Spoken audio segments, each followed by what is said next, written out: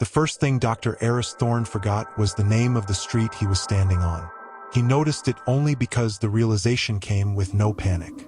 The name hovered just beyond reach, like a word on the tip of his tongue, and then drifted away. He frowned slightly, disturbed not by the loss itself, but by how natural it felt. The town sign behind him read Oakhaven, its paint cracked and fading. Below it, in smaller letters, a slogan had been scratched out so many times it was impossible to read. Eris lowered his notebook and looked around. The town was quiet, too quiet for mid-morning. Shops stood open but empty. Curtains shifted slightly in upper windows, as if people were watching without meaning to. The air felt heavy, as though sound itself had learned to tread carefully here. "This place is wrong," Lena Petrova said, adjusting her glasses as she scanned the buildings. "It's like walking into someone else's unfinished thought." Sam Vance laughed, but it came out thin. "Every forgotten town feels like this. That's why they hired us." Kai Thorne didn't respond. He was already sketching the skyline, his pencil moving faster than his eyes. The shapes he drew bent subtly, angles not quite matching reality. Eris turned toward the library. It stood at the end of the road, stone darkened by age, windows tall and narrow like watchful eyes. There was no sign above the entrance, no date carved into the foundation. It did not look abandoned, but it didn't look alive either. Eris felt a strange pull toward it, a quiet pressure behind his ribs. He told himself it was just instinct. Inside, the library smelled of old paper and cold air. Dust lay thick on the floor, yet the shelves themselves were immaculate, books aligned with unnatural precision. No footsteps echoed. Sound seemed to die the moment it left their mouths. "This building shouldn't exist," Lena muttered, already setting down her equipment. "No power lines, no network access." And yet, she stopped, staring at a single flickering bulb overhead. "It has electricity." Sam's grin returned, brighter now. "See? Mystery." Eris ran his fingers along a shelf and paused. The book beneath his hand was warm. They began cataloging immediately. Folklore first, stories told by people who barely remembered telling them. Rituals that had no purpose. Names repeated across centuries with no explanation. Each account ended abruptly, mid-thought, mid-sentence, as though the speaker had suddenly forgotten why they were talking. Kai copied symbols from the margins. The shapes made his head ache, but he couldn't stop drawing them. Every time he looked away, he felt like he was abandoning something that wanted to be remembered. Hours passed unnoticed. It was Sam who found the door.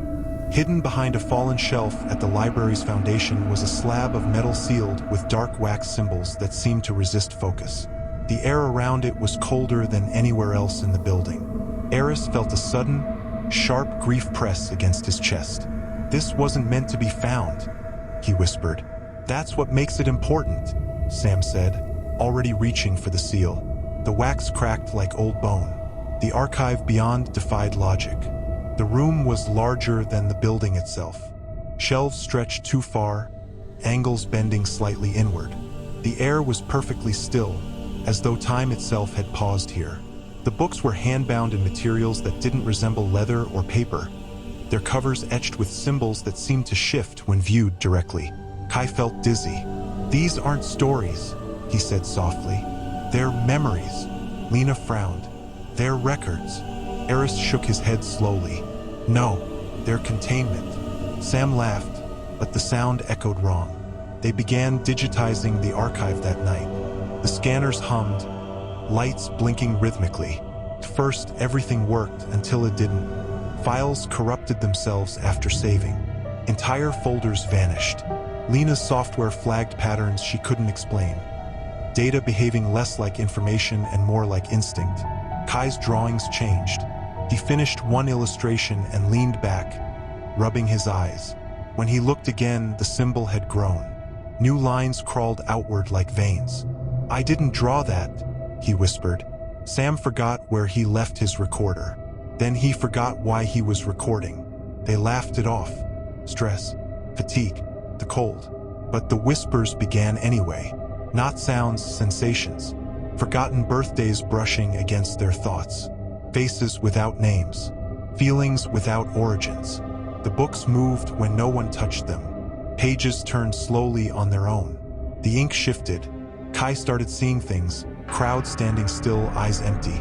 A massive shape looming above them, faceless and vast, feeding on the silence left behind. The library changed. Hallways bent back into themselves. Doors opened into rooms that shouldn't exist. The walls pulsed faintly, like something breathing in its sleep. Eris began losing pieces of himself. He stared at a photo on his phone, his family smiling at a table, and felt only a dull ache. He knew they mattered.